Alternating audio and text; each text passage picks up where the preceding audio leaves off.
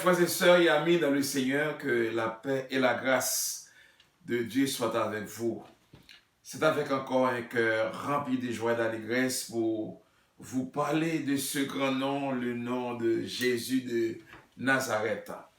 Vous savez, depuis plusieurs mercredis, nous avons déjà commencé cette présentation, comment vivre la communion fraternelle pendant et après le confinement. Alors aujourd'hui, nous allons poursuivre, tout simplement. Nous n'allons pas retourner en arrière, parce que sinon nous ne finirons jamais. Nous allons poursuivre. Mais avant tout, et je vous demande, comme d'habitude, je le fais toujours, de vous abonner avec la page YouTube Église PPD, s'il vous plaît. Comme ça, vous allez pouvoir recevoir toutes nos notifications, ainsi que la page Facebook de Révérend Serge Boutus, R-E-V.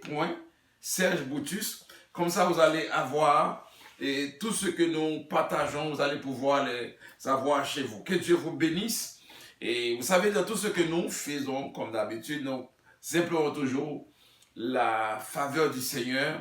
Avant même de démarrer, nous allons ensemble prier le Seigneur. Père, dans le nom de Jésus de Nazareth, voici nous sommes devant toi. Juste parler de ton nom, Seigneur, c'est un privilège. Merci, Seigneur, parce que tu as été fidèle pour nous. Et nous voici maintenant en face, Seigneur, de ton peuple. Il y a un peuple qui a soif. Il y a un peuple qui a faim, Seigneur. C'est toi qui as l'eau vive. C'est toi qui as la parole de la vérité, Seigneur. Tu le fais souvent, mais une fois de plus, j'ai besoin de toi. Utilise moi-même ton serviteur, afin que les cœurs puissent être touchés par ta parole. Et je fais cette prière au nom de Jésus. Amen. Gloire à Dieu. Nous allons parler aujourd'hui de le même sujet, de comment vivre la communion fraternelle pendant et après le confinement. Vous savez, nous sommes tous dans le confinement. Mais est-ce qu'on peut abandonner la communion fraternelle? Je crois que non.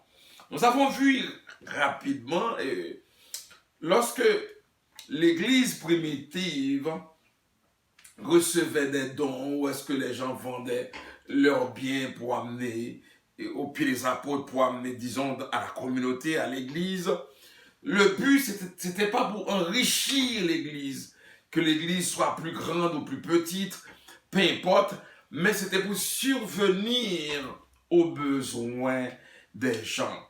Alors, comme j'avais dit, il y avait des visiteurs, des voyageurs. Quand il y avait une fête, par exemple, les gens se déplaçaient dans toutes les villes pour rentrer à Jérusalem.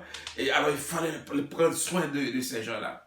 Et nous avons parlé également de ceux qui ont accepté le Seigneur et qui abandonnaient leur boulot à cause de leur nouvelle foi. Il fallait aussi prendre soin de ces gens-là, etc. Alors, c'était ça le rôle de l'Église, de prendre soin du monde. Mais écoutez-moi très bien, je ne veux pas être trop abondant là-dessus, mais je ne peux pas passer aussi inaperçu sur un grand point. Vous savez, même dans la générosité, alors il y en a vraiment des gens qui sont vraiment dans le besoin. Il y en a, on peut toujours aider, mais je ne dis pas qu'on ne doit pas être généreux là, s'il vous plaît. Mais il y en a qui sont vraiment dans le besoin. Comme à l'église primitive, et les conditions sociales qu'on a aujourd'hui dans certains pays, bien entendu, alors ça n'existait pas. Si l'église ne faisait rien, ça veut dire les gens souffraient, etc. Alors, si par exemple, je prends un exemple rapidement très simple, ici dans l'Amérique du Nord, plutôt en Occident, ils sont en Europe, et je dirais au Canada, aux États-Unis, et si quelqu'un s'installe dans le pays, peut-être les conditions sont réunies, même si on n'est pas riche, mais on a quand même de quoi on peut se débrouiller. Si vous voulez, je vais prendre un exemple, quelques petits exemples. Ici, dans le confinement, et ceux qui ont travaillé pour 2019, ou bien les étudiants qui ont travaillé partiellement, peu importe, ils ont le droit à un PCU, prestation canadienne d'urgence. Alors, ceux qui n'ont pas droit à ce fonds, cette prestation, ils sont quand même, je dirais, en assignation, et ce qu'on appelle les CSST. D'autres sont au chômage, et d'autres soient, je dirais, pré-études, pré-bourse, etc. Ou bien ceux qui sont à la retraite, sinon à l'aide sociale. On n'a pas pour... On n'en a pas beaucoup, disons-le. On n'a pas beaucoup, là, il faut le dire. Là. Tout dépend de la situation de la famille. Mais quand même, c'est pas la même façon. Il faut qu'on soit sincère à ce qu'on dit. Il faut que je sois clair dans ce que je dis aujourd'hui. Mais ce n'est pas la même façon avec ceux qui vivent, par exemple, dans certains pays sous-développés. Je dirais en Afrique, pas disons l'Afrique du Nord, par exemple, mais l'Afrique de l'Est, l'Afrique de l'Ouest, l'Afrique centrale. Ceux qui vivent dans certains pays de l'Amérique du Sud, de l'Amérique centrale, je ne dis pas tout là, mais certains, et, par exemple Haïti, par exemple chez nous. Alors, on peut comprendre, et s'il arrive une pandémie comme celle que nous vivons ici au Québec, celle que nous vivons ici en Europe, je vous dirais franchement, et ce ne sera pas la même chose. On ne peut pas aller aux États-Unis. Peut-être il y a pas les conditions sociales ne sont pas les mêmes aux États-Unis que le Canada. Mais ceux qui étaient dans le pays, ça fait longtemps, plutôt les gens qui étaient dans ce pays, ça fait longtemps, ils étaient capables de s'organiser pour avoir une petite assurance, quelque chose comme ça, plus ou moins. Mais, je dirais, si cette maladie frappe les montagnes, si cette maladie frappe, par exemple, dans certains endroits en Afrique, frères et sœurs, où il n'y a aucune possibilité, ou plutôt même le gouvernement est absent, vous comprenez maintenant le rôle de l'Église. Si quelqu'un comprend, il peut dire Alléluia en même temps que moi. Vous pouvez comprendre aujourd'hui le rôle de l'Église. Bien, aujourd'hui, dans ce grand pays où nous sommes, peut-être quelqu'un n'a pas beaucoup, mais il peut être malade, par exemple. Un grand-parent, ou bien quelqu'un qui souffre de quelque chose, qui ne peut pas se déplacer. L'Église doit être présente. Écoutez-moi très bien, l'Église doit être présente. On a besoin des frères et sœurs. Bon, c'est le temps de la communion fraternelle. Mais la situation des gens de l'Occident, la situation, je dis bien, ce n'est pas la même chose avec ceux qui vivent dans certains pays dans le monde. Alors, en ce qui concerne la communion fraternelle, on rend gloire au Seigneur. Le fait qu'on est dans un pays où il y a des gens qui pensent pour nous, il y a des politiciens, on ne dit pas qu'ils sont des hommes parfaits. Et écoutez-moi très bien là, je ne suis pas là pour défendre les politiciens, ce n'est pas mon travail. Mais quand même, on peut vivre, on peut se lever un bon matin. Il y a les PCU, vous avez constaté qu'est-ce que le gouvernement il fait, il précipite ça. Peut-être quelqu'un qui n'a même pas le droit, il peut l'avoir. Après, il se debout, il mange, il boit, il va s'organiser pour rembourser cela. C'est quand même bon, frères et sœurs. Alors, je vous dis, en ce qui concerne la communion fraternelle, en ce qui concerne vraiment le vivre ensemble, on en a besoin de cela, mais chaque pays vit cela dans une autre dimension. Je crois que je suis un peu clair. Que Dieu vous bénisse, accompagne cette parole. Nous disons, donner à l'Église, c'était une preuve de la reconnaissance envers le Seigneur pour les biens spirituels reçus de la part de Jésus à la croix. Ça veut dire ceux qui donnent dans la communion fraternelle, ceux qui fraternisent ensemble dans la communion fraternelle, ce sont ceux qui sont sauvés, qui croient que lorsqu'ils donnent, c'est une bénédiction, qui croient qu'ils peuvent dire, moi, je donne parce que je suis béni. On ne donne pas dans la communion fraternelle, pensant qu'à cause de cela, Dieu va nous bénir. Mais on donne parce qu'on est béni. On donne parce qu'on est sauvé. On donne parce qu'on comprend le sacrifice de la croix. Que Dieu vous bénisse. Et nous allons lire Matthieu chapitre 19, versets 23 à 24 pour avancer aujourd'hui. Jésus dit à ses disciples, je vous le dis en vérité, un riche entrera difficilement dans le royaume des cieux. Je reprends. Un un riche rentrera difficilement dans le royaume des cieux. Je vous le dis encore, il est plus facile à un chameau de passer par le trou d'une aiguille qu'un riche d'entrer dans le royaume de Dieu. Mes amis, écoutez-moi très bien. Lorsque le texte dit c'est plus facile pour un chameau de passer par le trou d'une aiguille, vous savez, et la science des animaux dit qu'il y a des types de chameaux. Un chameau qui a deux bosses, un autre chameau qui a une bosse, par exemple. Mais vous le savez, un chameau, c'est un animal qui a une grande hauteur. Alors, mais le chameau, c'est aussi un animal intelligent. Un animal qui a beaucoup l'instinct, bien entendu, qui peut faire beaucoup de choses. Pour charger un chameau, il fallait se plier les genoux.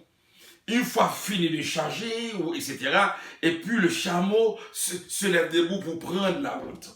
Mais lorsque Jésus, c'est un homme, lorsqu'il prêche, lorsqu'il enseigne, il enseigne toujours avec les images. Et c'est quelque chose que j'enseigne beaucoup, surtout, j'aime beaucoup, surtout dans les grands pays, on parle toujours en images. Même les enfants qui sont à l'école, en pré-maternelle, en maternelle, etc. On peut dire à l'enfant de faire quelque chose, il n'est pas capable. Mais quand on lui présente l'image, il comprend tout de suite qu'est-ce qu'il doit faire. Alors Jésus aussi, qu'est-ce qu'il a fait?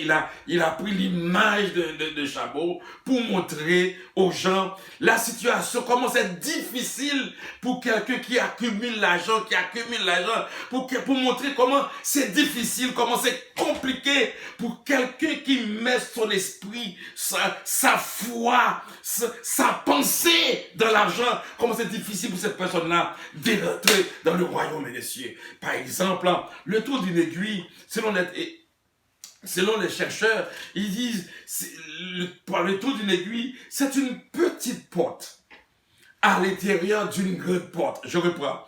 C'est une petite porte à l'intérieur d'une grande porte. Par exemple, ici au Canada, on a souvent les portes de garage dans certaines maisons, bien entendu. Je vais être clair à ce que je dis là. Dans certaines maisons, on a une grande porte de garage. Mais quand on a des grandes visites, on a des matériaux à transporter, on a des voitures à rentrer, qu'est-ce qu'on fait? On ouvre toute la porte du garage. Mais s'il n'y a pas de visite, il n'y a pas de visiteurs, il y a pas une fête où les amis sont en grand nombre, par exemple, mais souvent, on utilise toujours une petite porte dans une grande porte, et c'est ce qu'on appelait le trou d'une aiguille lorsque Jésus a parlé. Alors, dans cette porte-là, il n'existait pas toutes ces portes. Par exemple, si je peux, un petit exemple, dans des maisons, il y avait des portes. Dans des tentes, il y avait des portes. Mais aussi dans les frontières des villes aussi, il y avait des portes. Et dans ces portes-là, dans les frontières des villes, il y a des tours, des aiguilles. Maintenant, lorsque le Seigneur dit, oh my God, et je vais vraiment votre attention.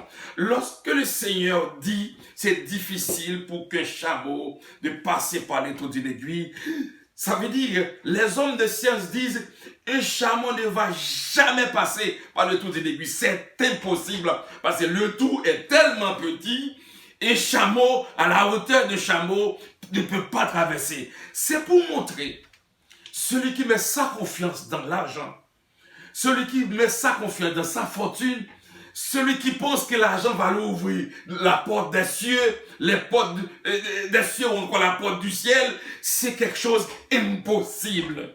Je répète, c'est quelque chose d'impossible. Ça veut dire, on peut tout acheter avec de l'argent, mais on ne peut pas acheter la vie éternelle. Alors Jésus voulait faire sortir cette situation, et cette anecdote plutôt, pour que les gens sachent, que tout le monde sache, pour qu'aujourd'hui je sois au courant, que je sache, avec l'argent, on ne peut pas acheter le royaume des cieux. Alors c'est la raison, chers frères et sœurs, c'est qui est très important. Et lorsque les chrétiens primitifs ont compris cette leçon, alléluia.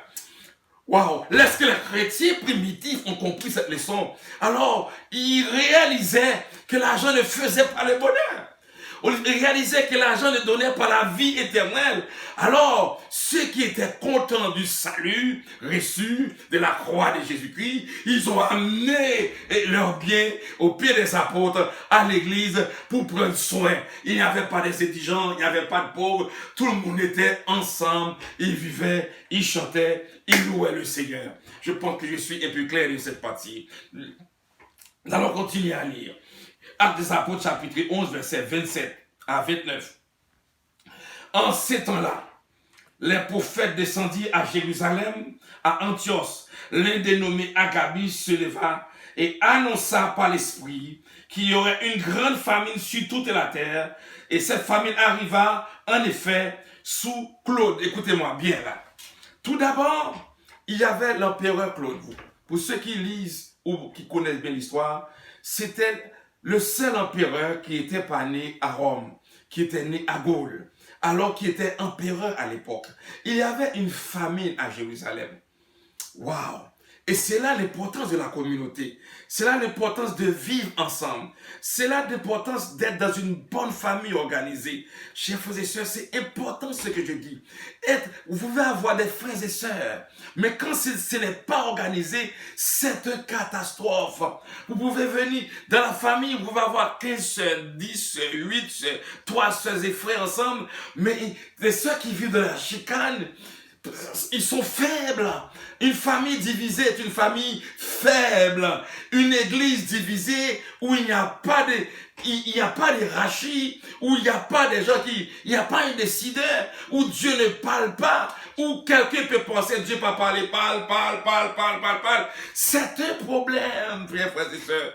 Il n'y aura pas de progrès. Et il faut, pour la communauté, on doit avoir une marche à suivre. On doit avoir un processus de travail. Il doit avoir un leader. Il doit avoir quelqu'un qui prend les décisions et les collaborateurs l'encadrent. Et Dieu prend plaisir lorsque nous accordons ensemble. Mais lorsque un plante arrache, l'autre arrache, l'autre dit c'est moi, ou l'autre convoite la place de l'autre. Mes frères et sœurs, Dieu n'agit pas. On est tous dans des troubles, on est tous dans des problèmes. Chers frères et sœurs, sur l'empereur Claude, il y avait un grand problème. Mais à l'époque, il n'y avait pas la technologie d'aujourd'hui. Il y avait des possibilités quand il y a un problème que l'Église devrait être au courant. Des possibilités. La première possibilité, si Dieu révèle à un serviteur, ou encore si le Saint-Esprit révèle une situation à l'Église, l'Église est au courant, parce que un prophète peut dire, comme nous venons de lire, et quelqu'un peut dire, par exemple aujourd'hui, à Ottawa, il y a un problème. On peut dire maintenant, en Haïti, ça ne marche pas. Parce que le Seigneur y parlait. Le Saint-Esprit était actif à l'époque. Ou du moins, comme faisait Paul, comme faisait l'église primitive, on envoyait un messager pour aller visiter l'église là-bas. Par exemple, on peut envoyer un messager maintenant pour aller visiter l'église l'autre bord là-bas, l'église l'autre bord de la frontière, et le messager arrive avec de quoi pour l'église, et aussi, en retournant, il nous amène les nouvelles de cette église. Mais aujourd'hui, c'est différent, Dieu soit loué. S'il y a quelque chose qui passe, c'est quelque chose qui se passe grâce à la technologie moderne, donc ça ne prend pas du temps que toute la terre soit au courant. Je rends gloire au Seigneur. Alors on a dit, l'un des nommés Agabus se leva et annonça par l'Esprit qu'il y aurait une grande famine sur toute la terre. Là, ce n'est pas la technologie. Ce n'est pas YouTube, ce n'est pas Facebook. C'est l'Esprit de Dieu qui a parlé. C'est pour vous montrer. Dieu, il est toujours à l'œuvre. D'une façon ou une autre, Dieu est toujours à l'œuvre. C'est la raison pour laquelle nous devons toujours croire. Je vous dis franchement, vous m'écoutez aujourd'hui, la parole du Seigneur, que je prêche, que j'enseigne. Gloire au Seigneur. Mais Dieu a toujours un moyen. Elle arriva en effet sous Claude. Voilà. Les disciples résolurent, attendez, les disciples résolurent d'envoyer chacun, selon ses moyens, un secours aux frères qui habitaient la Judée. Écoutez-moi bien là. Comment ils font pour avoir de l'argent pour envoyer les frères là où il y avait de la famine? Tout d'abord, le Saint-Esprit l'a révélé. On s'entend. On le lit ensemble. Le Saint-Esprit l'a révélé. Tout d'abord, maintenant, et l'Église a envoyé des denrées, des quoi à manger, des quoi à subvenir aux besoins des frères et sœurs, des chrétiens, aux besoins des gens aussi, pas seulement ceux qui sont sauvés. Et il a envoyé de quoi à manger. Mais où ils ont trouvé de quoi manger? Ils ont trouvé de quoi manger parce qu'il y avait des frères, il y avait des sœurs qui ont amené leurs biens. Alors c'est pour cela, je disais tout au début, lorsque l'église primitive ramassait de quoi, ramassait des biens, ramassait des denrées, les autres vendeurs à gauche à droite, il amenait cela au pied des apôtres. C'était pas pour enrichir, pour avoir la plus grande église, mais c'était pour pouvoir subvenir aux besoins de ceux qui sont mal pris en quelque part. Que Dieu vous bénisse à comprendre cette parole. Il le fit parvenir aux anciens par les mains de Barnabas et de Saul. Je dis anciens, c'était les responsables. Et vu que le mot ancien est devant moi maintenant, je vais juste dire un petit mot sur l'ancien. L'ancien ne signifie pas celui qui a acheté le bâtiment. L'ancien ne signifie pas celui qui était à l'église depuis tout au début. C'est pas ça l'ancien. L'ancien, ce sont ceux qui sont mûrs dans la parole.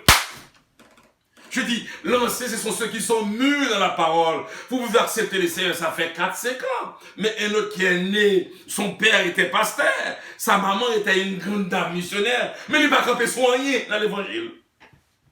On ne peut pas lui faire confiance, on ne peut pas lui donner des responsabilités. Mais un ancien, c'est celui, lorsqu'il dit oui, qui s'efforce à se présenter devant Dieu comme un ouvrier, qui n'a rien à reprocher. Ça, c'est un ancien. Que Dieu vous bénisse à comprendre cette parole. Alors, le bien, l'argent et les denrées étaient tous parvenus aux mains des anciens des églises qui s'occupaient le temps de famine. Alors, les anciens, qu'est-ce qu'ils ont fait? Ils ont distribué à ceux qui ont faim, aux veuves, aux étrangers, à ceux qui ne travaillaient pas, ceux qui ont perdu leur emploi à cause de la conversion de la foi en Christ.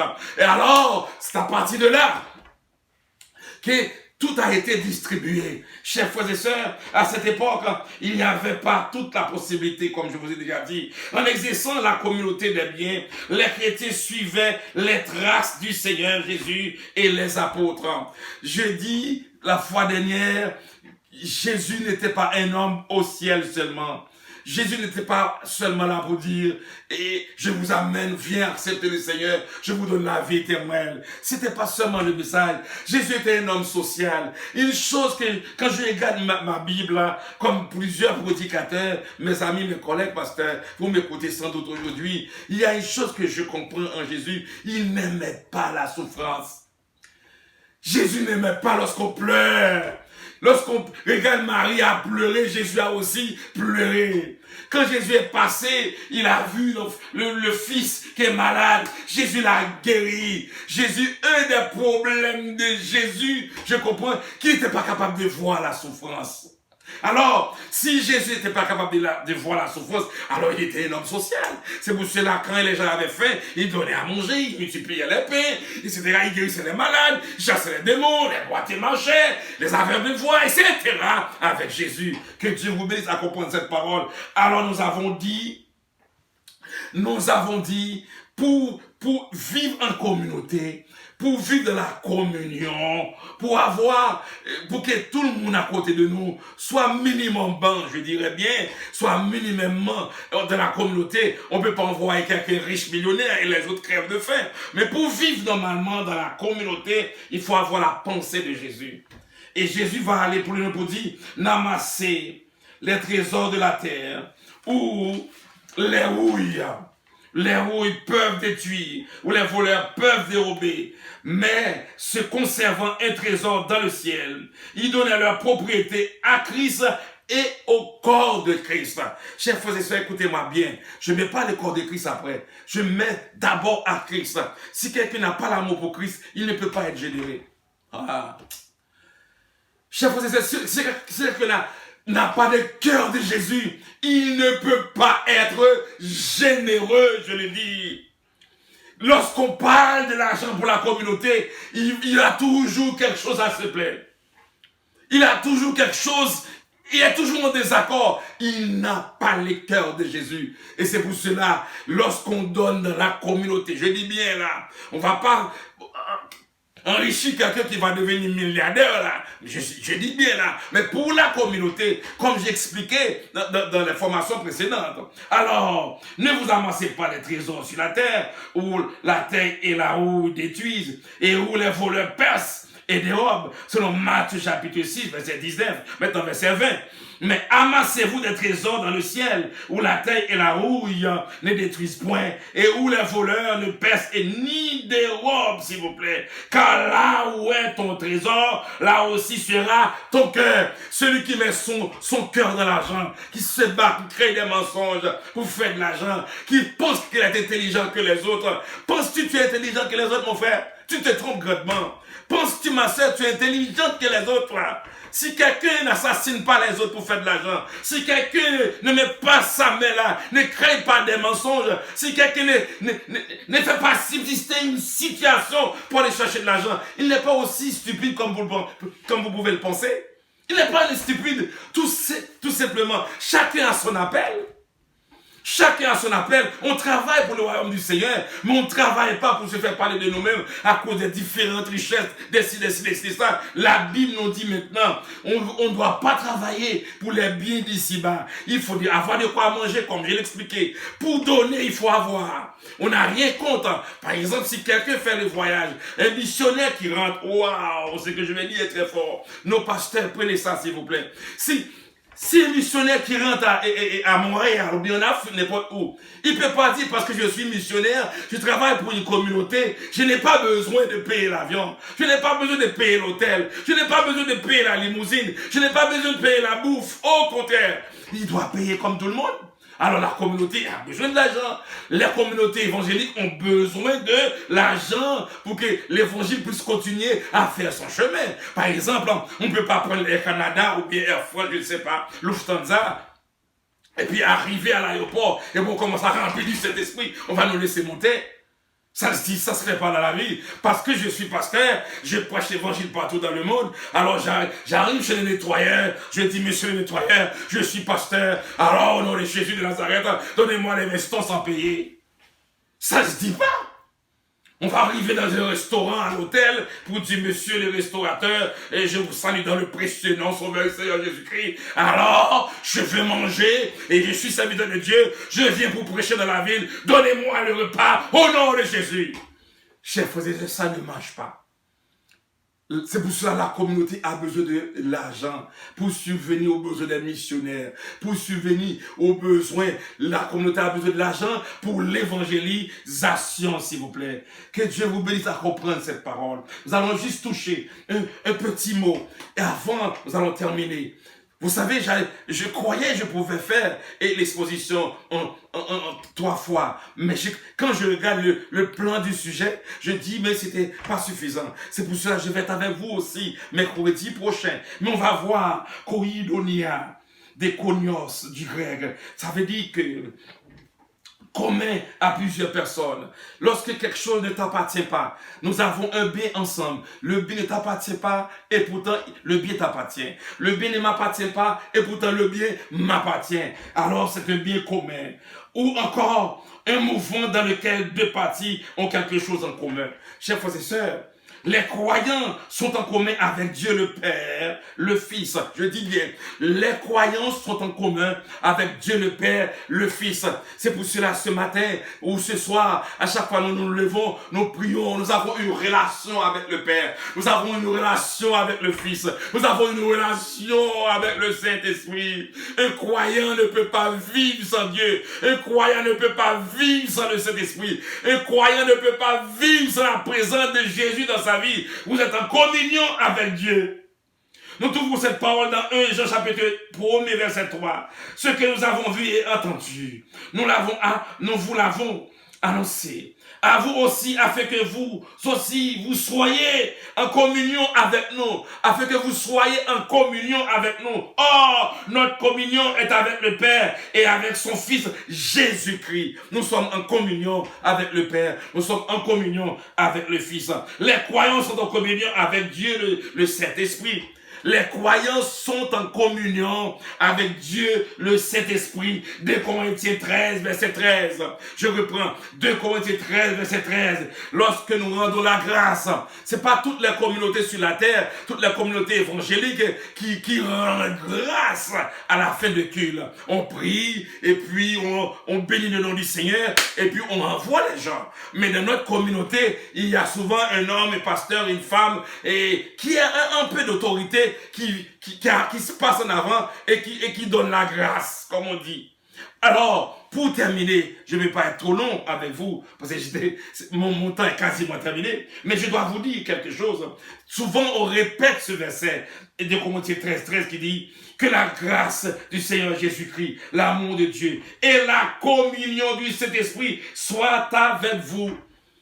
Soit avec vous, chers frères et sœurs, écoutez-moi, les serviteurs qui m'écoutent là, souvent il y a une négligence dans cette parole.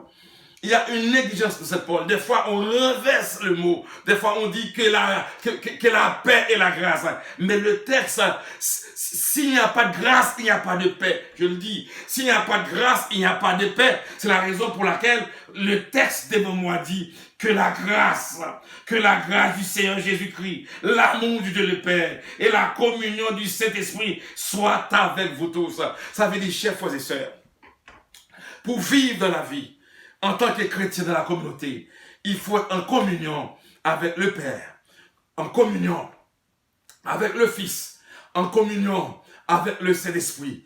Lorsqu'on parle de la communion, ce n'est pas seulement en parole, mais c'est en action aussi. Être en communion en action, c'est de mettre ensemble nos foi, de partager le même corps, de vivre ensemble. Le problème de l'un est le problème de l'autre. Lorsque l'un souffre, l'autre souffre. Lorsque nous sommes tous joyeux, nous sommes tous de la joie. C'est un peu ça la communion. Que Dieu vous bénisse.